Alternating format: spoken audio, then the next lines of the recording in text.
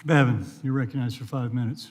Thank you, Mr. Chairman. I appreciate it, and I appreciate you witnesses coming forward in this very, very serious development.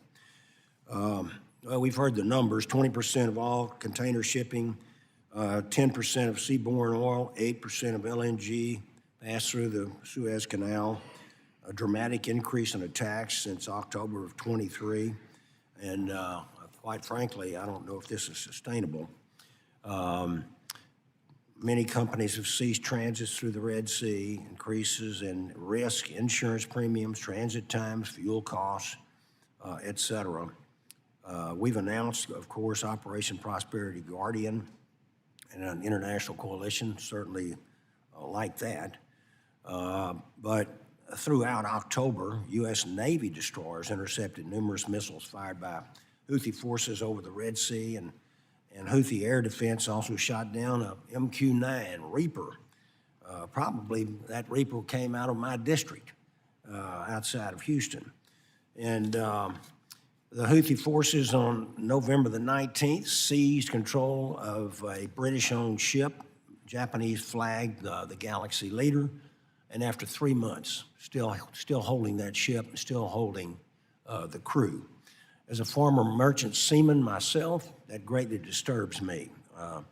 We have to protect our merchant mariners' lives as well as our ally merchant mariners. Over and over, we've seen a number of attacks by Houthi fighters firing on U.S. Navy helicopters with small arms, et cetera. Now we've lost 3 U.S. military personnel dead. We got 2 SEALs lost at sea, over 24 American military personnel wounded.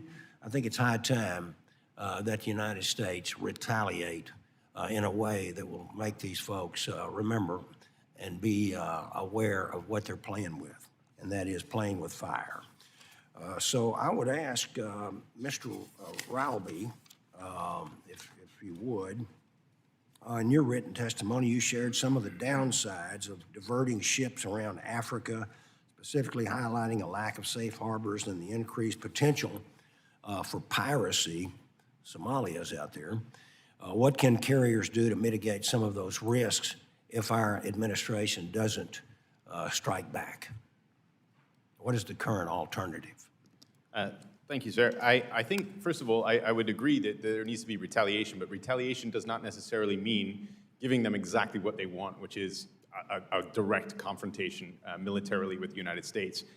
So I think we need to retaliate by finding ways that will actually persuade them, and they cannot be persuaded in the ways that we would be persuaded. So we need to look to solutions that will draw their attention away from shipping, and that is a critical piece of this. In order to make shipping more safe, particularly through Somalia, we need to be looking at how to resuscitate some of the lessons we learned 10, 12 years ago, or even longer now, when we were dealing with Somali piracy on a day-to-day basis. We saw 2 attacks yesterday, so this is a real threat. The skills for piracy were not lost over the last decade. They were transferred. A lot of the attacks were actually by Somali pirates against vessels that were engaged in illicit trafficking. And so the skills are still there. The reporting just hasn't been there, and the attacks on vessels engaged in legitimate international maritime commerce haven't been there. But we need to be ready for that possibility. To that, I think we need to take a new look at Best Management Practices 5, the guidance that is given to shippers to harden their vessels and ensure safest operations for averting piracy attacks. We need to ensure that we have a greater familiarity with where there are potential safe harbor options. And as the United States, we could do a lot to try to support African ports in being ready to provide fuel supplies, food supplies, freshwater supplies, other husbandry services to the increased traffic. We've seen an 80% year-on-year increase going around the Cape of Good Hope. That is a major increase. Right. And so that is a critical point. Yes, sir. I would also remind you that when Somali piracy was at its peak, they seized several Russian vessels. The Russians did not mess around with them. They did not play. And I think that it goes to without saying that hitting back very hard teaches people a lesson.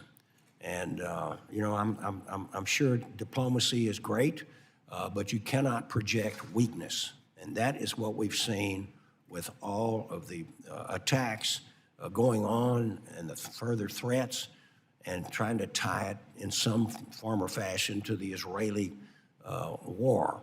And I dare say that even if the Israeli war were over, we would probably continue to see Houthi attacks in that Red Sea area. Looks like I'm out of time, so Mr. Chairman, I will yield back. Thank you.